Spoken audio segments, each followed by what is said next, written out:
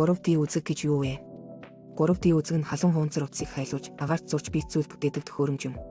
Энгийн харандаа шиг барьж хэрэглэдэгч бихний оронд хуунцар материал ашигладагаараа онцлог. Эдгээр нь 3D үзгээр хийсэн бүтээл юм. Ширээг Монгол үндэснийхээ угаас бэлгэдэл ашиглан хийжээ. Зурган дээр хээнүүдийн нэр утгыг тайлбарлавал, үлцийн хээний утга бэлгэдэл үлцийн хийн 100-ны туршид монголчууд бидний амьдрал ах үе, гоёл чимэглэл, эд хэрэглэлтийг хэрэглэж ирсэн бэлгэдэл өндөртэй хээ дүрс юм. Монголчууд морьдоо ихэд дээдлэн шүтдэг байсан ба 6 насны морь дотроос соёолон морины эдэр нас хүч чадлыг дээдлэн бэлэгддэг байжээ. Хас хээ Чингис хааны адууны тамга байсан гэдэг бөгөөд өдгөө хүртэл монголчуудын дунд хас тэмдгээ дээдлэн уламжлан хэрэглэсээр байгаа билээ. Мөн бас монголчуудын эд үлгийн зүйл үнэт итгэл зэрэг дээр их байдаг. Энэхүү бүтээлийг хийхдээ эхлээд загварын санаагаа гаргаж цаасан дээр зураад хэмжээ болон хээний байршлаа төлөвлөнө. Үүний дараа 3D үзгээр суурь хэсгийг үе үеэр нь давхарлан зурн дараа нь хөл хүрээ саналуудыг тусад нь хийж хооронд нь холбоод эцэст нь үндэснийхээ уулзаа нэмж чимэглэнэ. Ингээд 3D үзгээр хийсэн бүтээл бэлэн болно.